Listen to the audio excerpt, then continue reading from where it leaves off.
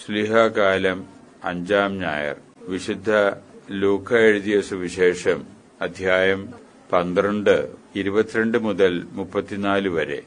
വിചിന്തനം: ദൈവപരിപാലന. ഇന്ന് വളരെയധികം പ്രചാരത്തിലായിക്കൊണ്ടിരിക്കുന്ന സ്വയം സഹായ സംഘാംഗങ്ങൾക്കായി ഒരു സെമിനാർ നടക്കുകയാണ്. സെമിനാറിന്റെ വിഷയം മനുഷ്യനിലെ സംഘർഷവും മനസ്സിന്റെ പിരിമുറുക്കവും. ഇതാണ് സെമിനാറിന്റെ വിഷയം. പ്രഭാഷണത്തിനായി ഒരു വിശിഷ്ട അതിഥിയെ ക്ഷണിച്ചു വരുത്തിയിട്ടുണ്ട്.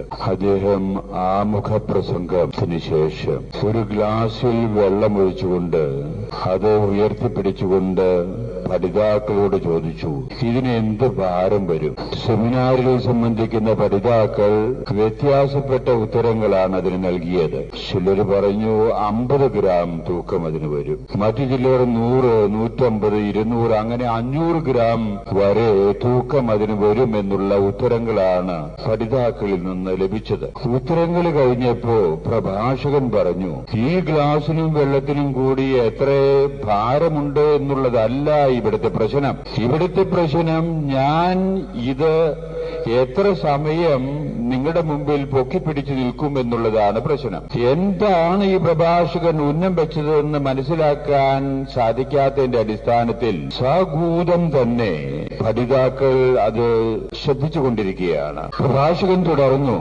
ഈ ഗ്ലാസിൽ വെള്ളത്തോടു കൂടെ ഞാൻ 1 മിനിറ്റ് നിങ്ങളുടെ മുമ്പിൽ ഇത് പൊക്കിപ്പിടിച്ചു നിൽക്കുകയാണെങ്കിൽ പ്രശ്നമില്ല. പക്ഷെ 1 മിനിറ്റിന് പകരം ഞാൻ 1 മണിക്കൂർ നിങ്ങളുടെ മുമ്പിൽ ഇത് പൊക്കിപ്പിടിച്ചു നിൽക്കുകയാണെങ്കിലോ പ്രശ്നങ്ങൾ ഉടലെടുക്കാൻ തുടങ്ങി.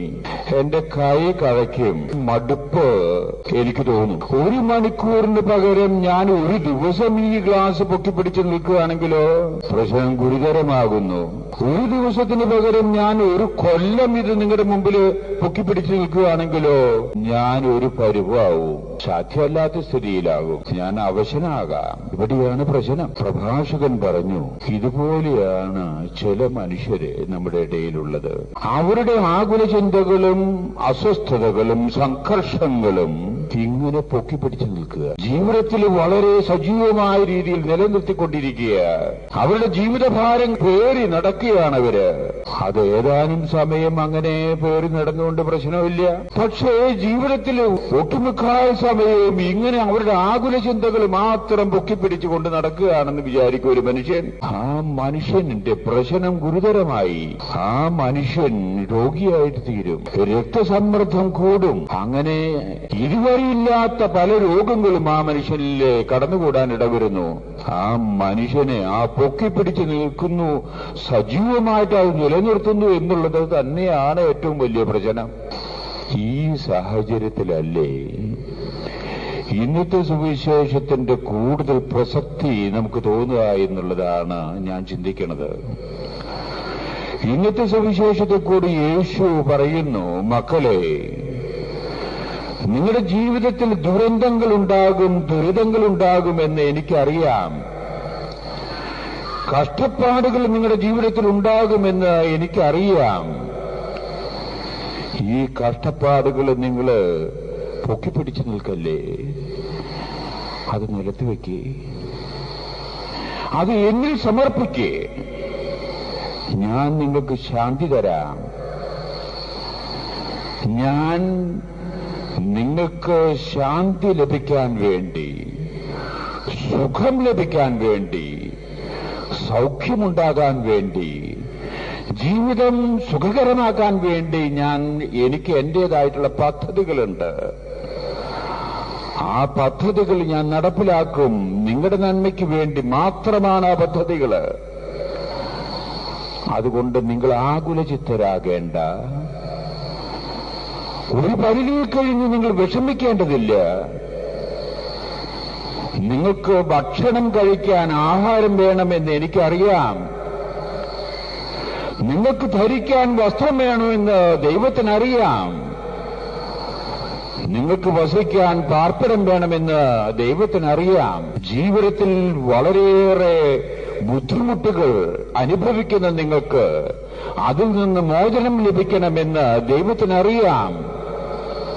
ദൈവം അതിനു വേണ്ടിയുള്ള പദ്ധതികൾ നിങ്ങൾക്ക് വേണ്ടി ആസൂത്രണം ചെയ്തുകൊണ്ടിരിക്കുകയാണ്.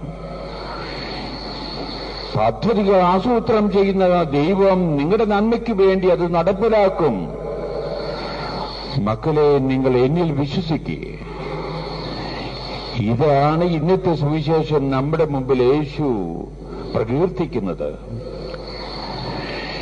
ഇത്രയേറെ ആസൂത്രണം ചെയ്തുകൊണ്ടിരിക്കുന്ന, നമ്മുടെ സുഖത്തിന് വേണ്ടി ആസൂത്രണം ചെയ്തുകൊണ്ടിരിക്കുന്ന ഈ ദൈവം എവിടെ? ഞാൻ ബുദ്ധിമുട്ടുന്നു, ജീവിതത്തിൽ ക്ലേശങ്ങൾ അനുഭവിക്കുന്നു, രോഗങ്ങൾ വരുന്നു, ഉത്കണ്ഠാകുലമാകുന്നു. ഈ ദൈവം, ആസൂത്രണം ചെയ്ത ദൈവം എവിടെ എന്ന് ചിലപ്പോ മനുഷ്യർക്ക് തോന്നാം. അങ്ങനെ തോന്നുന്ന മനുഷ്യരുടെ എണ്ണമാണ് കൂടുന്നത്. ഇതും കേട്ടും മനസ്സിലാക്കിയിട്ടും യേശുക്രിസ്തു ഇന്നത്തെ സുവിശേഷത്തിലൂടെ നമ്മുടെ മുമ്പിൽ അവതരിപ്പിക്കുകയാണ്. ദൈവം നിങ്ങളുടെ നന്മയ്ക്ക് വേണ്ടി മാത്രം ആസൂത്രണം ചെയ്തുകൊണ്ടിരിക്കുകയാണ് പദ്ധതികൾ.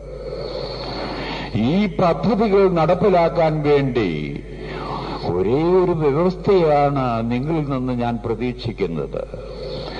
നിങ്ങൾ ദൈവത്തിന്റെ രാജ്യത്തിന്റെ നീതി അന്വേഷിക്കുവിൻ.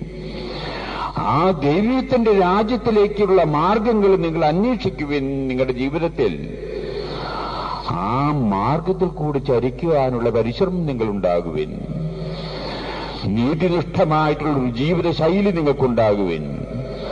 സത്യസന്ധമായിട്ട് ജീവിക്കാൻ നിങ്ങൾ പഠിക്കുവിൻ. നിങ്ങളുടേതായിട്ടുള്ള ഉത്തരവാദിത്തങ്ങൾ ഏതാണെന്ന് മനസ്സിലാക്കിയിട്ട് അത് നിറവേറ്റാൻ നിങ്ങൾ ശ്രമിക്കുവിൻ. നിങ്ങളുടെ കടമകൾ കണ്ടുപിടിച്ചിട്ട് പരിഹരിക്കുവാൻ, അത് നടപ്പിലാക്കാൻ പരിശ്രമിക്കുവിൻ. മറ്റെല്ലാം നിങ്ങൾക്കായി നൽകപ്പെടും. യേശു അസന്നിഗ്ധമായ രീതിയിൽ ഇന്നത്തെ സുവിശേഷത്തിലൂടെ നമ്മളോട് പറയുകയാണ്, നിങ്ങൾക്ക് സന്തോഷമുണ്ടാകാൻ വേണ്ടി, ആ സന്തോഷം അതിന്റെ പൂർണ്ണതയിലെത്താൻ വേണ്ടി, സൗഖ്യമുണ്ടാകാൻ വേണ്ടിയാണ് ഞാൻ ഈ മണ്ണിലേക്ക് വന്നിരിക്കുന്നത്. അത് ആസൂത്രണം ചെയ്ത് നടപ്പിലാക്കുക തന്നെ ചെയ്യും. സത്യത്തിൽ നാം ചിന്തിച്ചാൽ നമ്മുടെയൊക്കെ ജീവിതത്തിലെ ദൈവത്തിന്റെ പരിപാലന വിശേഷത്തിൽ സംരക്ഷിച്ചു പോരുന്നതിന്റെ ചില അനുഭവങ്ങള്, ദൈവം നമുക്ക് വേണ്ടി കരുതുന്നതിന്റെ അനുഭവങ്ങള് നമ്മുടെ മനസ്സിലും ചലനങ്ങൾ സൃഷ്ടിക്കാൻ ഇടവന്ന് കാണും. നമുക്കും അനുഭവവേദ്യമായി കാണും. ഇതിനകം തന്നെ മാധ്യമങ്ങളിൽ കൂടെ ദിനം പ്രതി ദൈവം വിസ്മയകരമായ രീതിയിൽ മനുഷ്യരെ സംരക്ഷിച്ചു പോരുന്നു എന്നുള്ള അനുഭവങ്ങള് നാം ദിനം പ്രതി ശ്രദ്ധിക്കുകയാണെങ്കിൽ മനസ്സിലാക്കിക്കൊണ്ടിരിക്കുകയാണ്. ഈയിടെ മാധ്യമത്തിൽ വന്ന ഒരു സംഭവം ഞാൻ നിങ്ങളുമായിട്ട് പങ്കുവയ്ക്കാം. ആ സംഭവം അമേരിക്കയിലാണ് നടന്നത്. അമേരിക്ക എന്ന് പറയുന്ന രാജ്യം നിങ്ങൾക്ക് അറിവുള്ള പോലെ വികസിത രാജ്യങ്ങളിൽ നിന്ന് മുൻപന്തിയിൽ നിൽക്കുന്നതാണ് ലോകത്തിൽ. ബഹിരാകാശത്തെ സംബന്ധിച്ചുള്ള നിരീക്ഷണ പരീക്ഷണങ്ങള് ദശാബ്ദങ്ങൾക്ക് മുമ്പ് അമേരിക്കയിൽ തുടങ്ങിയതാണ്. ഒരു പരിധിവരെ അവർ വളരെ വിജയിച്ചിരിക്കുന്നു. ബഹിരാകാശത്തിലേക്ക് ആളുകളെ യാത്രയാക്കുക, അത് വളരെ പരിചിതമായിട്ടുള്ള ഒരു അനുഭവമായി അമേരിക്കയില്. അങ്ങനെ ഇരിക്കെ 1985 അമേരിക്കൻ രാഷ്ട്രത്തിന്റെ നയത്തിലൊരു വ്യത്യാസം, സ്പേസ് ടെക്നോളജിയിലെ നയത്തിലൊരു വ്യത്യാസം. അതുവരെ ബഹിരാകാശത്തിലേക്ക് റോക്കറ്റിൽ കൂടെ പറഞ്ഞയച്ചിരുന്ന ആളുകളൊക്കെ സാങ്കേതിക വിദഗ്ധന്മാരും ശാസ്ത്രജ്ഞന്മാരുമായിരുന്നു. വിദഗ്ധരായിട്ടുള്ള അവരെ തിരഞ്ഞെടുത്ത് പരിശീലിപ്പിച്ചാണ് പരീക്ഷണ നിരീക്ഷണങ്ങൾക്ക് വേണ്ടി സ്പേസിലേക്ക്, ബഹിരാകാശത്തേക്ക് വേണ്ടി അമേരിക്ക പറഞ്ഞയച്ചിരുന്നത്. 1985 ഈ നയങ്ങൾക്കൊരു വ്യത്യാസം വരുത്തണമെന്ന് അമേരിക്കൻ രാഷ്ട്രത്തിലെ നയരൂപീകരണ ശാസ്ത്രജ്ഞന്മാര് ചിന്തിച്ചു. ആ മാറ്റം, നയമാറ്റത്തിന്റെ അടിസ്ഥാനത്തിൽ ഒരു സാധാരണ പൗരനെ, അമേരിക്കൻ പൗരനെ ഈ ബഹിരാകാശത്തേക്ക് വിടണം. വിദഗ്ധരുടെ കൂടെ സാധാരണക്കാരിൽ ഒരുവരും കൂടി അതിലേക്ക് വിടണം. അത് നയമായിട്ട് സ്വീകരിച്ചു. ആ സാധാരണക്കാരൻ സാധിക്കുമെങ്കിൽ ഒരു സ്കൂൾ അധ്യാപകനായിരിക്കണം. അമേരിക്കക്കാർക്ക് അങ്ങനെ ചിന്തിക്കാൻ ഒരു കാരണമുണ്ട്. ചെറുപ്പക്കാരുടെ ഇടയിൽ ഈ ബഹിരാകാശ ശാസ്ത്രത്തെ സംബന്ധിച്ചുള്ള അഭിനിവേശം കൂടുതൽ ഉണ്ടാകാൻ സ്കൂൾ കുട്ടികളിൽ പഠിപ്പിക്കുന്ന അധ്യാപകരിൽ ആരെങ്കിലും ആകുമ്പോ അത് കൂടുതൽ അതിന് ഊനം വരും. രാഷ്ട്രത്തിനാകമാകെ ഒരു ഉണർവുണ്ടാകും, ജനങ്ങളിൽ അതിന്റെ താല്പര്യം കൂടും എന്നുള്ളതായിരുന്നു ഈ നയമാറ്റത്തിന്റെ പുറകിലുള്ള ചിന്ത. അതിനുവേണ്ടി ഈ നയത്തെ സംബന്ധിച്ചിടത്തോളം മാധ്യമങ്ങളിൽ കൂടി അവർ പരസ്യം ചെയ്തു. പരസ്യം ശ്രദ്ധയിൽപ്പെട്ട ആളുകള് ഉടനെ തന്നെ തങ്ങളുടെ ഇഷ്ടം റോക്കറ്റിൽ കൂടി ബഹിരാകാശത്തേക്ക് യാത്രയാകുന്നതിന് വേണ്ടിയുള്ള അതിനുവേണ്ടിയുള്ള ആഗ്രഹം അറിയിച്ചുകൊണ്ട് അങ്ങനെ എഴുതാൻ തുടങ്ങി. എഴുതുക എന്ന് പറഞ്ഞാൽ ഓൺലൈനിൽ മെസ്സേജ് കൊടുക്കാൻ തുടങ്ങി. SMS പോലെയുള്ള മെസ്സേജുകൾ സ്വരൂപിച്ചു നോക്കുമ്പോൾ 43,000 മെസ്സേജുകളാണ്, സന്ദേശങ്ങളാണ്. എനിക്കും ഇതിൽ സംബന്ധിക്കാൻ ആഗ്രഹമുണ്ട് എന്ന് പറഞ്ഞ് അമേരിക്കയിലുള്ള സ്കൂൾ അധ്യാപകന്മാരിൽ നിന്ന് 43,000 അപേക്ഷകളാണ് വന്നത്. ഈ അപേക്ഷകൾ വിശകലനം ചെയ്യുന്ന നാസ എന്ന ചുരുക്കപ്പേരിൽ അറിയുന്ന നോർത്ത് അറ്റ്ലാന്റിക് സ്പേസ് ഏജൻസിയാണ് ഇത് വിശകലനം ചെയ്തത്. നാസ എന്ന ചുരുക്കപ്പേരിലാണ് ഇന്ന് ലോകത്തിൽ ആ ഏജൻസി അറിയപ്പെടുന്നത്. അവരെ അത് നിരീക്ഷണം ചെയ്തപ്പോ ശരിക്കുള്ള അപേക്ഷാ ഫോം ഓൺലൈനിൽ അവർ തരപ്പെടുത്തിയ 25 പേജ് ഫില്ല് ചെയ്തിട്ട് അയക്കേണ്ട ഒരു അപേക്ഷയാണ് ഈ നയമാറ്റം അനുസരിച്ച് തിരഞ്ഞെടുക്കപ്പെടാൻ വേണ്ടി ആഗ്രഹിക്കുന്ന ആളുകൾ ആദ്യമായിട്ട് ചെയ്യേണ്ടത്. അങ്ങനെ വന്നപ്പോ 43,000 പേരിൽ നിന്ന് 11,000 പേരാണ് 25 പേജ് വരുന്ന വലിയ ക്വസ്റ്റ്യനർ ഫില്ല് ചെയ്തിട്ട് ആ നാസയിലേക്ക് അയച്ചു കൊടുത്തു. എനിക്കും അതിനാഗ്രഹമുണ്ട്. നാസ അധികൃതർ 11,000 പേരുടെ അപേക്ഷകള് വളരെ ഗഹനമായ രീതിയിൽ പഠിച്ച് യോഗ്യതയുടെ അടിസ്ഥാനത്തിൽ അതിൽ നിന്ന് 100 പേരെ തിരഞ്ഞെടുത്തു. അതിൽ നിന്ന് സത്യത്തിൽ പറഞ്ഞ ഒരാളെയാണ് തിരഞ്ഞെടുക്കാൻ ഉദ്ദേശിക്കുന്നത്. ഈ പരിശീലനത്തിന് വേണ്ടി ഈ 100 പേരെ ഫ്ലോറിഡയിലുള്ള കെന്നഡി എയർസ്പേസിലേക്ക് പരിശീലനത്തിന് വേണ്ടി ഇവരെ വിട്ടു. ഏതാനും മാസങ്ങള് പരിശീലനം നടക്കണം അവിടെ. അതിനുശേഷം അതിൽ നിന്ന് തെരഞ്ഞെടുക്കുന്ന ഒരു വ്യക്തിയാണ് ആ വർഷം സ്പേസിലേക്ക് പോകാൻ വേണ്ടി ഉള്ള നറുക്ക് വീഴുക. ഇതിലേക്ക് തിരഞ്ഞെടുക്കപ്പെട്ട 100 പേരിൽ ഒരു സ്കൂൾ അധ്യാപകനായിരുന്നു ഫ്രാങ്ക് ബ്ലെയ്സക് എന്ന് പറയുന്ന അധ്യാപകൻ. ഈ അധ്യാപകനെ പറ്റി 2 വാക്ക്. അദ്ദേഹത്തിന് 11 വയസ്സിൽ ആരംഭിച്ചതാണ് ബഹിരാകാശത്തിലേക്ക് യാത്ര ചെയ്യണമെന്നുള്ള ഒരു കമ്പം, അതിമോഹം. എന്നാൽ വയസ്സിൽ വളർന്നു വരും തോറും കാര്യങ്ങളുടെ ഗതി അദ്ദേഹത്തിന് മനസ്സിലാക്കിയപ്പോ ഇതൊന്നും തനിക്ക് വിധിച്ചിട്ടുള്ളതല്ല എന്ന് അദ്ദേഹത്തിന് മനസ്സിലായി. ഇതൊക്കെ വളരെ വിദഗ്ധരായിട്ടുള്ള ആളുകൾക്ക് വിധിച്ചിട്ടുള്ള, ശാസ്ത്രജ്ഞന്മാർക്ക് വിളിച്ചിട്ടുള്ളതാണ്.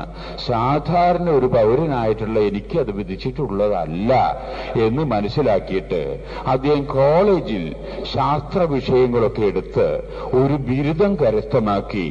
വേറെ വലിയ സാങ്കേതിക പഠനത്തിനൊന്നും പോകാതെ, അതിന് സാധ്യമല്ല, ചുറ്റുപാടുകൾ മനസ്സിലാക്കി ഒരു സ്കൂൾ അധ്യാപകനായിട്ട് ജോലി തുടർന്ന ഒരു മനുഷ്യനാണ് ഫ്രാങ്ക് ബ്ലെയ്സക് എന്ന് പറയുന്ന അധ്യാപകൻ.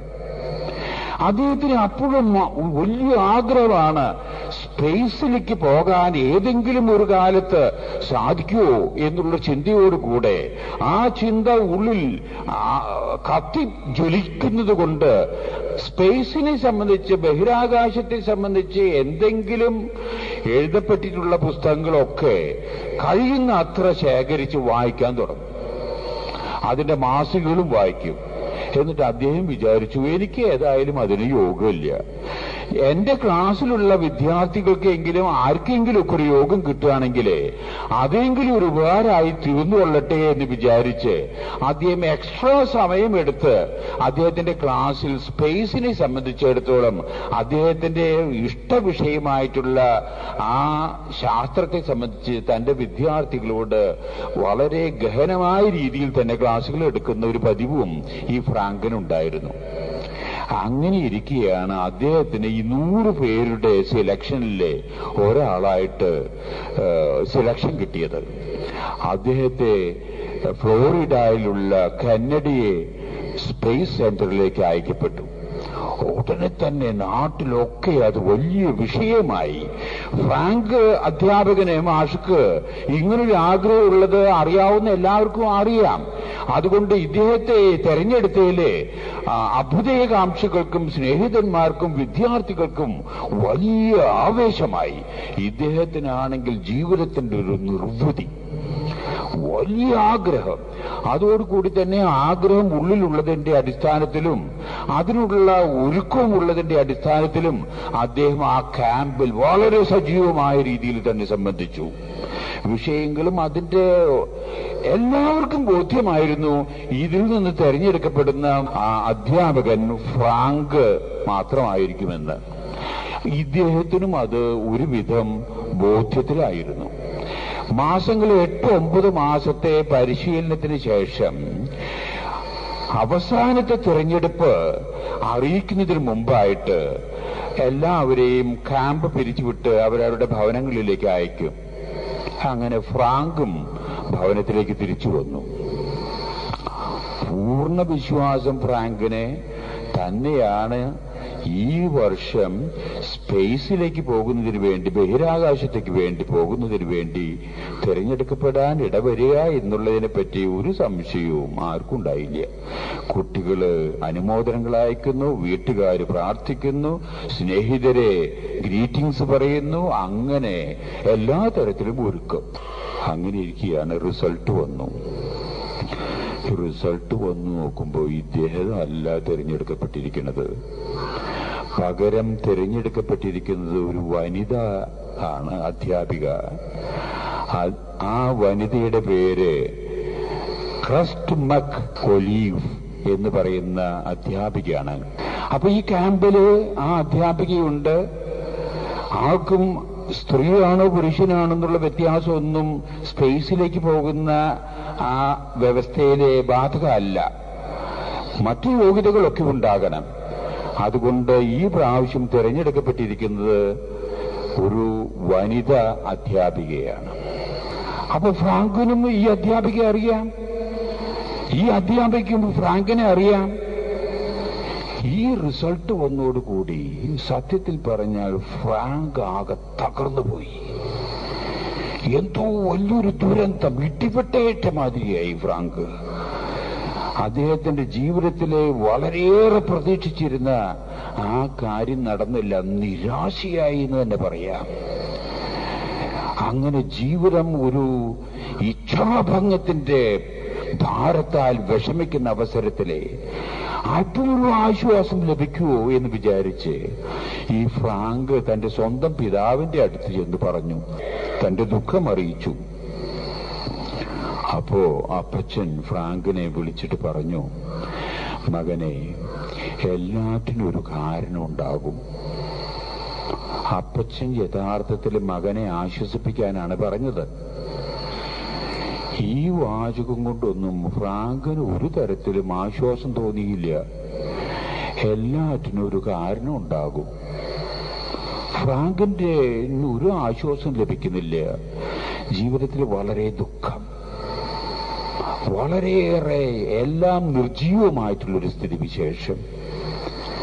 അങ്ങനെ ഇരിക്കെ സ്പേസിലേക്കുള്ള യാത്ര നിശ്ചയിച്ച ദിവസമായിരുന്നു. 1986 ജനുവരി മാസം 28 തീയതിയായിരുന്നു അത്. ഫ്രാങ്ക് ടിവിയുടെ മുന്നിലുണ്ട്.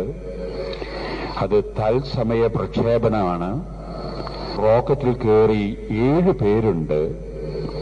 6 സാങ്കേതിക വിദഗ്ധരെ, അതിന്റെ കൂടെ സാധാരണ ഒരു സ്കൂൾ അധ്യാപികയായ ക്രസ്റ്റ് മെക് ഒലീഫ്, ഒരു വനിതയുണ്ട്.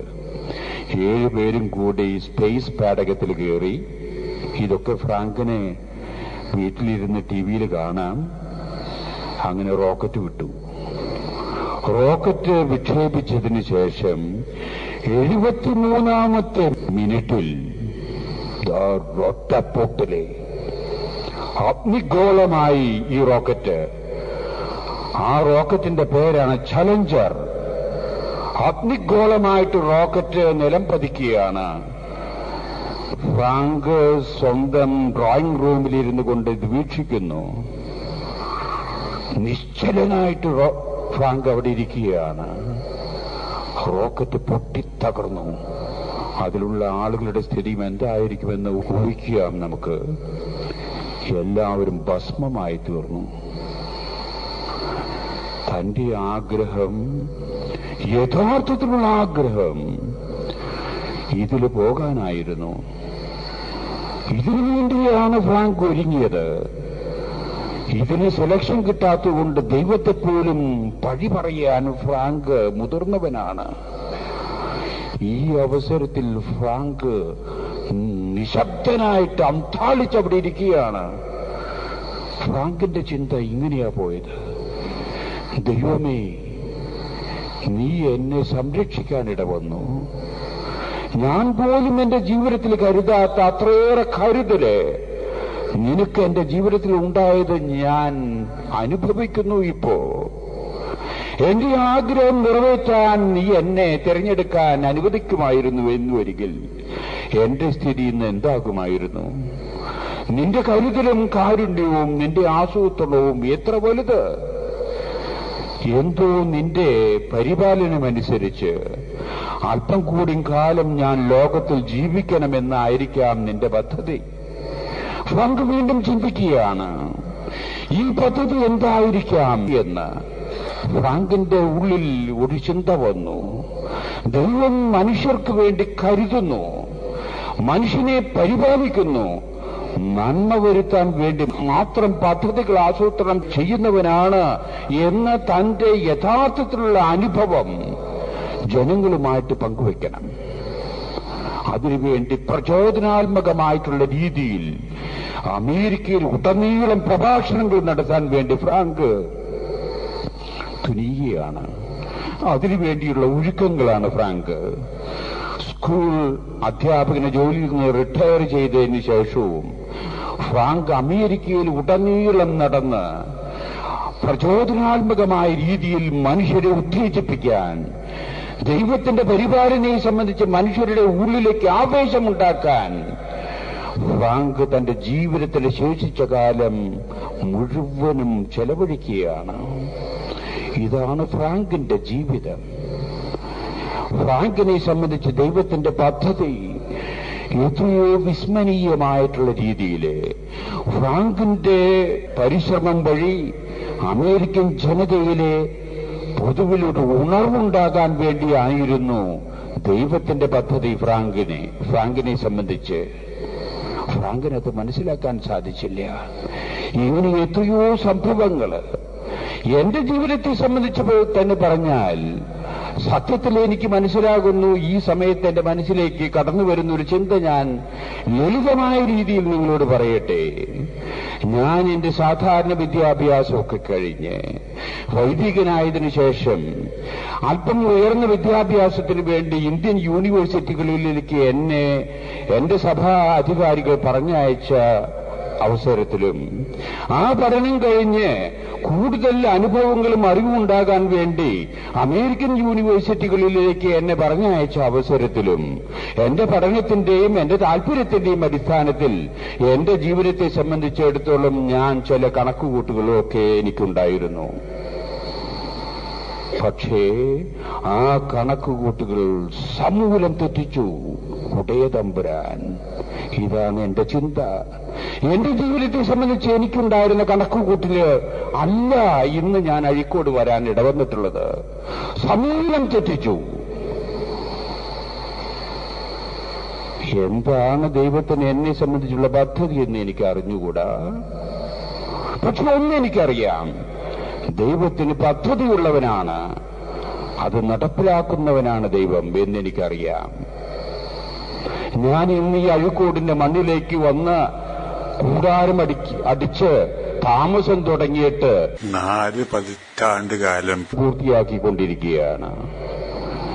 എന്താണ് എന്റെ പദ്ധതികള് സമൂലം തെറ്റിച്ചുകൊണ്ട് എന്ത് പദ്ധതിയാണ് ദൈവം ആസൂത്രണം ചെയ്തിരിക്കുന്നതെന്ന് എനിക്ക് അറിഞ്ഞുകൂടാ. സത്യത്തിൽ എനിക്ക് അറിഞ്ഞുകൂടാ.